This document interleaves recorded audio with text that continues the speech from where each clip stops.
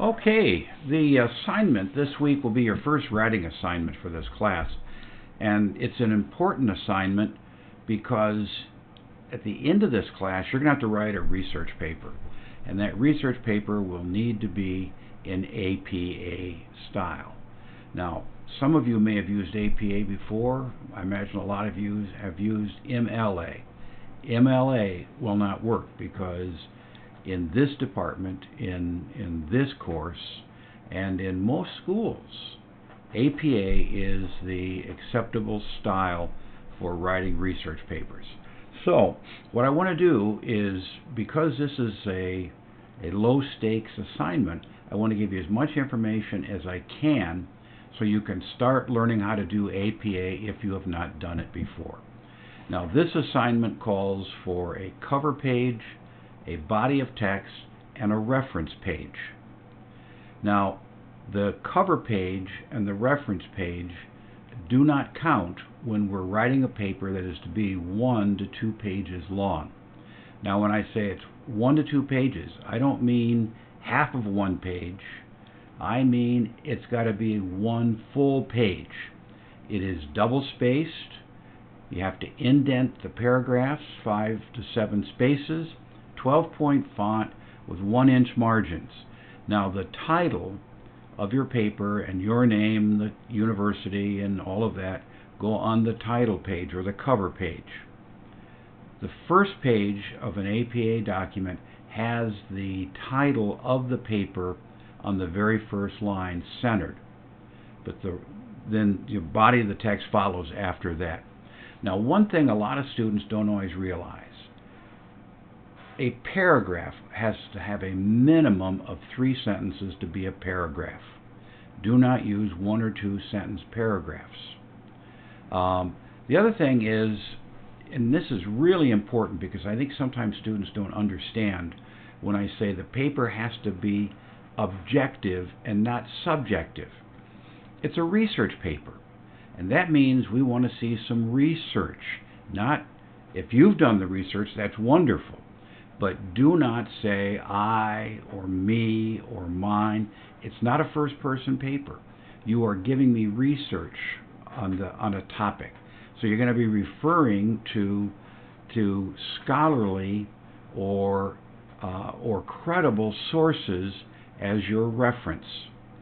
Also in the body of the paper, there should be an opening paragraph and a concluding paragraph, one that defines the problem as you begin, and the last concluding ties it all together. Now, references, and this is really important also. I don't know why students seem to have difficulty with references. A reference for a research paper must be scholarly, and it must be from a credible source. That means no Wikipedia, no blogs, no newspapers, no friends or family, and none of your opinions. It has to be from scholarly or credible sources. Now, you'll find these in the Fort Hays State University Library. If you're online, you can get them online. If you're on campus, you can walk over to the library and get them. But you can go to the Fort Hays State University Library site, the Forsyth Library, and you can do a search and by topic and find credible sources. Now, on your reference page, references are listed alphabetically, but a reference page is not a reading list.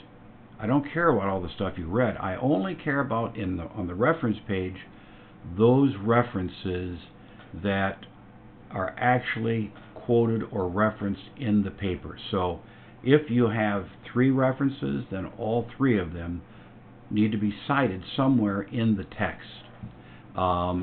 You do not use first names. Now, let me explain why. We're trying to de-sex papers and research. We don't want people to make opinions based on someone's gender. So we only use last name and first initials. And even in the text, when you're writing something, if you were quoting me, you would not say Larry Carver, you'd say Carver. And we also forego titles. You don't use doctor, because all of those things can be used in a prejudicial sort of way when someone is reading the paper. Titles of articles are not italicized or in quotes. That's some MLA stuff. Titles of articles are just that, listed as a title. Only the first word in caps, or a word following a colon, or a proper name. Do not put every word in a title in caps. Same thing's true for publications, unless they're a proper name. Giving a URL is not giving me a reference. If you can only find a URL, if you're reading an article, there are ways that you can list an article that doesn't have an author, and you'll have to learn how to do that. References, as I said before, are listed alphabetical by the author's name, and if there's more than one author in an article, you need to list all the authors.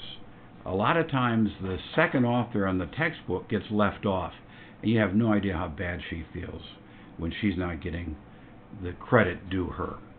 One final thing, references cited in the text, you only use their last name and the date. Now, how do you know how to do APA if you've never done it before? Go to the Purdue Online Writing Lab, or OWL, OWL, and that URL is given in your assignment block. But you need to start learning how to do APA, because you're going to have a big research paper, 5 to 6 pages, at the end of the semester, and that must be done in APA format. So if you have any questions, let me know. I'll give you feedback on how well you've done. But please pay attention. Even though this is a short paper, you're starting to learn how to do APA. Let me know if you got any questions. Thanks. Bye-bye.